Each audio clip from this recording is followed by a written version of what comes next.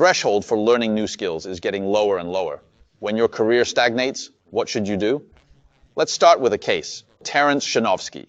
This person was originally a physicist studying quantum mechanics at Princeton, and his mentor was a Nobel Prize winner in physics. Do you know how talented this person is?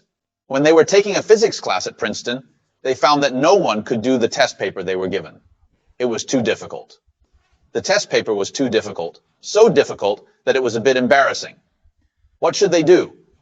They launched a resistance movement and asked the professor to do this question.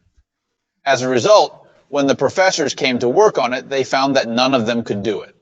The professor said that we couldn't do this problem either, but he could do those problems. This guy could do the physics problems that the Princeton professors couldn't do. So he was a genius physicist. He hit a bottleneck in his 40s or 50s. Why?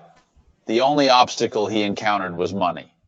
He went to Princeton to apply for equipment, but the people at Princeton said they couldn't afford the equipment he wanted.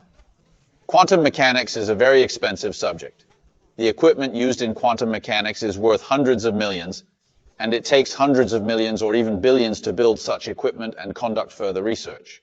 So he found that there was no way forward year after year because there was no way to advance. What to do? When everyone is depressed, everyone should remember one thing: socialize more. So he attended many such gatherings. Hey, when he attended a biology gathering, he suddenly realized that he could do this, such as the electrical signals inside the human brain. He said that these people's knowledge of physics in this area was far worse than his, and he used the ability of quantum mechanics to enter the ranks of brain science. After this happened, guess what? His girlfriend was the first to break up with him. His girlfriend said that he was uneducated and unskilled, saying that he was a rising star, and the whole family was waiting for him to win the Nobel Prize, right? But he gave up and said that he was a loser. Then his father-in-law and mother-in-law came to talk to him because they were all great intellectuals. Then they broke up with him out of disappointment, and his life hit rock bottom. But he felt that this was right. So he started studying biology, and then continued to publish papers and do research in it, and finally became a member of the American Academy of Sciences. After achieving great success, he went on to become a revered figure at Princeton, known for his interdisciplinary approach. The author believes that this kind of approach requires a significant shift in mindset and a willingness to embrace new knowledge. Therefore, when faced with a career plateau, it is important to be mindful of complacency and seek out opportunities for growth and learning. Many of us have no reaction to stagnation. That is, your work has stagnated. But you think it's good? Don't you think you get paid every month? The monthly salary is very stable, and this kind of stability will kill you. Because if you want stability in your life, then you either advance or retreat. Learning is like sailing against the current. If you don't advance, you retreat. So you must have an offensive posture. You must constantly enrich yourself. So you must be wary of stagnation. This is the first suggestion. Next, you need to be able to build a network of relationships to find a suitable position. Participate in various high-end exchanges.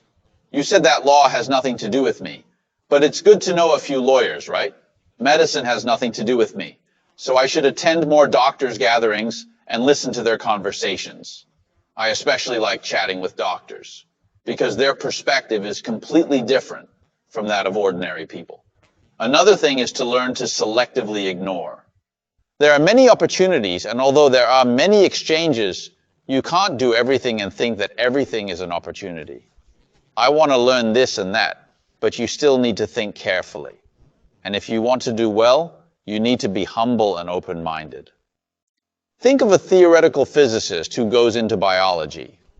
He is a rookie at the beginning, so you have to put down your airs and your attitude of knowing everything before you can get into it. Then the next thing to do is to immerse yourself in it. Immersing yourself in it means getting addicted to the flow experience, studying it all day long, and then you can quickly become an expert in this field. What is the most painful thing for many of us when we transform? It is called passive transformation.